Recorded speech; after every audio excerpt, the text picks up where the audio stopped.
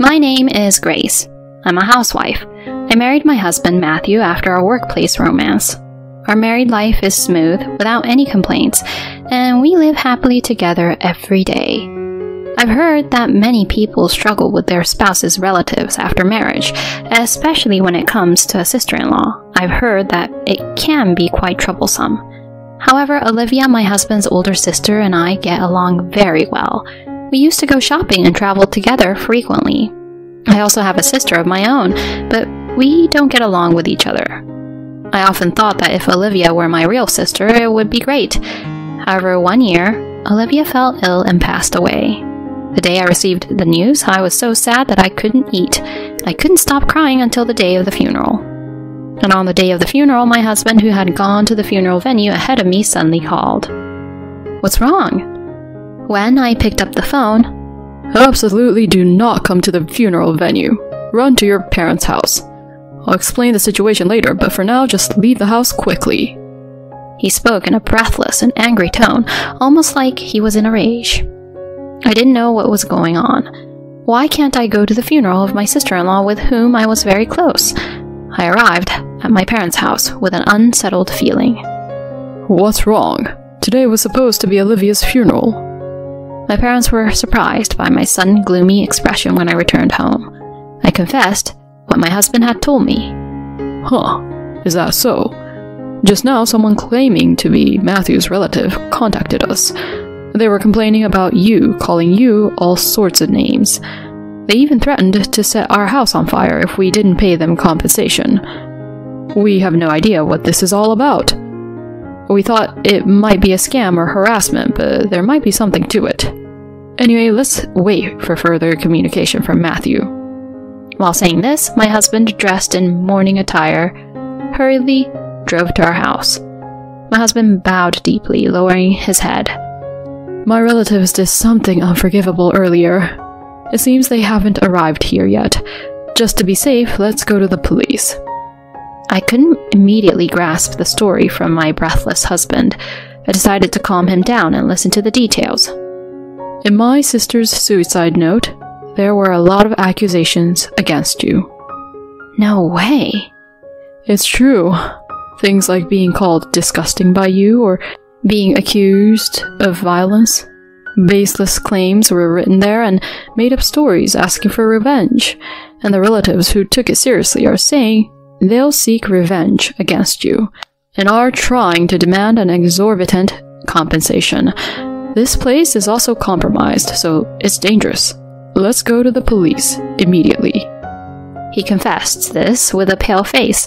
I was in shock and collapsed at the entrance. With my mother's support, I managed to regain some composure.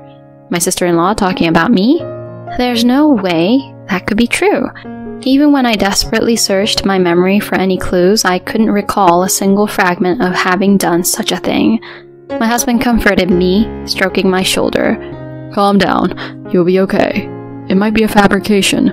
Maybe it was rewritten by my mother who dislikes you. My sister always spoke of you as if you were her real sister, saying how adorable you were. She used to talk about you with such happiness. It's unbelievable." He comforted me like this. However, I began to question whether things like fabricating or altering a suicide note could be so easily done. Even with my limited knowledge of the law, I quickly understood that tampering with such written documents would result in immediate legal consequences. "Anyway, if there was a phone call, relatives might come here." Feeling pressured, I left my parents' house. When I arrived at the police station, they immediately wanted to hear the details. I submitted the recorded abusive phone calls on my family home, and the smartphone video that captured my mother-in-law suddenly reading an unnatural suicide note at the funeral, as well as the furious reactions of relatives. The police informed me that since there hadn't been any actual harm yet, they would enhance patrols in the neighborhood and wait for developments. Still, the fact that we had consulted in advance, knowing it could work in our favor if something were to happen in the future, gave me some reassurance. However, shortly after returning home to my family's house, something happened that shattered that feeling of security. When my husband parked the car and got out, there was a commotion at the front door. I approached it cautiously, wondering what could be the matter. Here I found my sister, her cheek reddened from being hit. "It's all your fault." There were the angry shouts of unfamiliar middle-aged men and women. On the ground, my father's beloved golf club lay broken, and fragments of vases and ornaments were scattered around. It was likely that while we were discussing the matter with the police, my husband's relatives had unexpectedly stormed my family's house. Hey everyone, my wife really hasn't done anything. And hurting my wife's sister? I'm calling the police. In a fit of anger, my husband called the police. At his words, it was evident that the individuals who seemed to be uncles and aunts momentarily hesitated. "Oh, sister?" The two of them standing next to my husband finally seemed to realize that Grace herself, was there. It appeared they had come to the realization that it was my sister they had harmed. They seemed to have finally recognized their mistake. She's a vindictive woman, just as the suicide note suggests, preparing a doppelganger. How could you bully Olivia, whom we've cherished since childhood? "It's because of you that she suffered mentally and her illness progressed." And they continued to blame me, trying to approach me once again with a golf club in hand. However, realizing the seriousness of the violence towards my sister and the sound of things being destroyed at the front door, my father rushed in and grabbed his uncle's hand, shouting at him. Not content with just making rude phone calls, how dare you raise your hand to my eldest daughter? I had never seen such a frightening look from my normally gentle father. I couldn't help but shudder at the sight of him. My aunt and uncle were not convinced, and my father and them had a long struggle. Eventually, the police arrived. They put me in a police car for questioning. Grace, are you okay? I was in a state of shock due to everything that had happened, but my father's words snapped me back to reality. "Sis, I'm sorry, it's my fault." I rushed to my injured sister to apologize. My father too lost all the momentum he had earlier. "I'm sorry I couldn't protect you, even before you got married," he said, feeling downcast, as my mother brought him an ice pack. He was trying to cool my sister's cheek down. My sister took it from him and applied it herself. "Huh? It's not your fault, you know. You might be playing in quiet, but you got along just fine with our late sister, who was so serious. This is assault, isn't it? And we can get money from those uncles earlier. It's a win." Elizabeth is saying this. My sister always has this kind of nonchalant attitude, even in situations like this. She should be upset and angry about being attacked for something she didn't do, but this time I feel like she's pretending to be calm to protect me, and I appreciate that. And watching how she was after I got married, I truly appreciated that she believed me when I was falsely accused. That's why I couldn't forgive my husband's uncle and aunt for causing pain to such a sister of mine and for their violent actions. That night my husband said to me, "I'll gather evidence. You stay here. If anything happens, please let me know." He said this, leaving me behind and heading to his own family's house. I felt anxious while my husband was away, but it seems that news of the unjust violence by his uncle and aunt spread among the relatives. After that, no more relatives came to my family's house. In the following days, we arranged a meeting. My parents, sister, husband, and in-laws, and several relatives, including my uncle and aunt, gathered at my husband's family home. It was a slightly spacious house. My uncle and aunt seemed to have a somewhat better understanding of the situation, but they still seemed to believe that they were in the right. "If you admit to the bullying mentioned in the suicide note, we'll forgive you from now on. So please don't file a damage report either." They demanded an apology with outrageous reasoning like this and asked us to refrain from filing a complaint. At that moment, $20,000. My previously silent sister spoke up with those words first. "What? What did you say?" My uncle glared at her with a puzzled expression. "If you give me $20,000, I'll hold off on filing a complaint. The place where I was hit hurts and I can't concentrate on my work. Plus, you need to compensate for the golf club and ornaments you broke. Hand over $20,000. My sister casually uttered those words while using her smartphone. My uncle's face turned bright red. What did you say? Is there such a ridiculous story just because she slapped someone once? How audacious. If a sister is a sister, then an older sister is an older sister. They berated in such a manner. To top it off, they turned to my parents and said, Raising such shameless sisters. Don't you feel ashamed as parents? They vented their frustration. My mother was calm, but firm. With all due respect, both sisters are adults. They should be expressing their opinions as individuals, not as children. Isn't it natural to respond to a rude person with rudeness? I cannot fully comprehend the fear and pain you felt when you were suddenly struck by them. I can't understand the anger since I've never experienced it. She replied quietly. Honestly, isn't the will more problematic than me? My sister spoke again, seeming to have no interest in her own situation. She yawned and casually asked, perhaps because the will, which could have been tampered with, had caused my husband's relatives to act outrageously. About that, it was indeed done by you, Mom, right? My husband turned to his own mother and questioned her. My nervous-looking mother-in-law, who had been restless for a while, flinched. I'm losing memory. My recollections are so unclear. She tried to excuse herself with a somewhat placating tone. Ignoring that, my husband unfolded a piece of paper. This is my sister's real will. The location where my mother hid it was written in my mother's diary, and I searched and found it. Someone fabricated a will full of lies, making it sound real and fooled our relatives. Who's the fool here? My husband suppressed his anger and spoke in a voice filled with disappointment. My mother, in her diary, she wrote cruel things like, it would be better if my son's wife had replaced his sister. She wrote cruel things without any hesitation.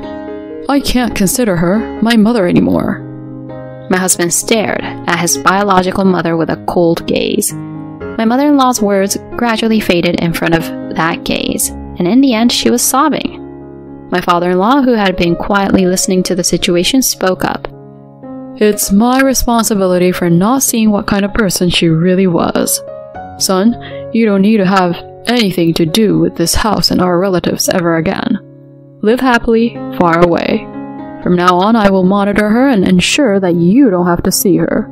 It's the least I can do to make amends. My husband nodded in response to these words and then turned to the silent uncle and aunt. Please, go ahead and pay the $20,000 that were offered earlier. Otherwise, I will indeed file a police report with all the evidence we have. I would prefer that, but it seems to be your preference. My aunt and uncle shook their shoulders and glared at my sister. $20,000 to such an ill-mannered girl. Yay! I can buy bags from Louis Vuitton and Callaway golf clubs. Lucky! My sister had a triumphant expression, grinning broadly. Although I disliked some aspects of my sister's personality, this time I felt that her happiness wasn't just innocent joy. Our father's cherished golf club had been broken, our mother's carefully arranged vase was shattered, and I had been unjustly dragged into this absurd trouble.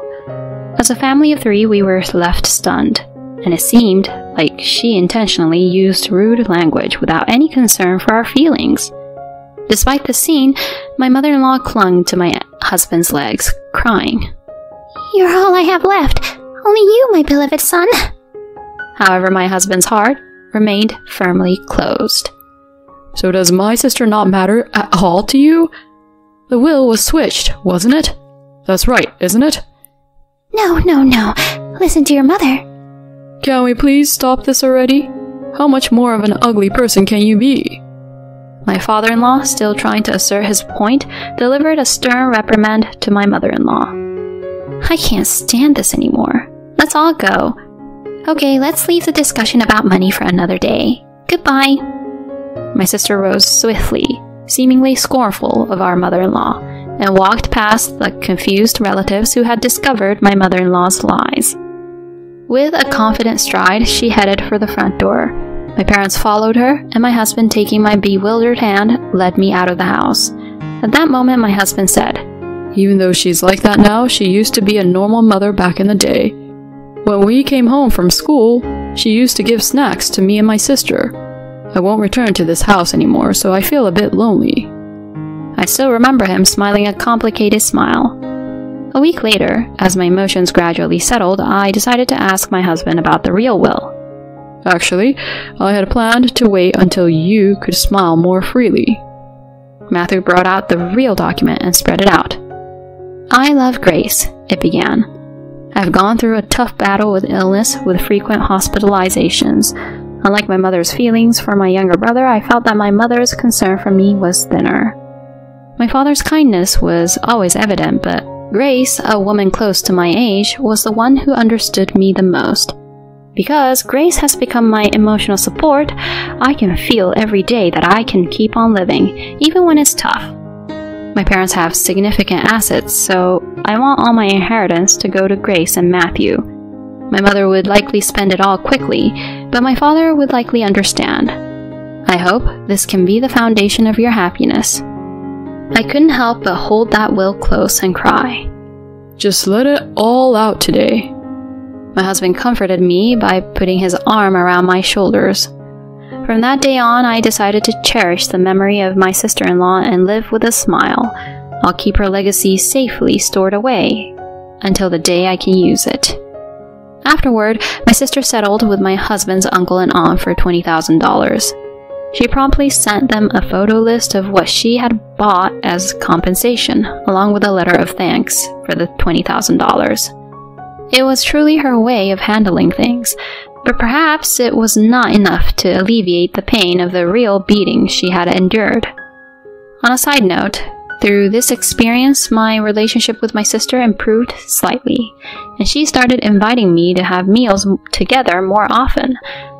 As for our in-laws, my mother-in-law suffered a mental breakdown and aged rapidly. She became delusional, often mistaking complete strangers for me. "Matthew left because of you." It seems it even turned into a police matter. Despite it being her first offense and her mental state being taken into consideration, my mother-in-law was widely known as a dangerous individual. Despite this, my father-in-law did not abandon her as he had promised, and is taking care of her. We have cut ties with my husband's relatives and are currently living peacefully. When I look back, it was truly a terrifying experience. I do feel sorry for my father-in-law who knew nothing about it, but I still cannot forgive the fact that my mother-in-law trampled on her own daughter's feelings. For the sake of the older sister who prayed for us to live happily, my husband and I aspire to lead a long life together, taking it slowly and peacefully.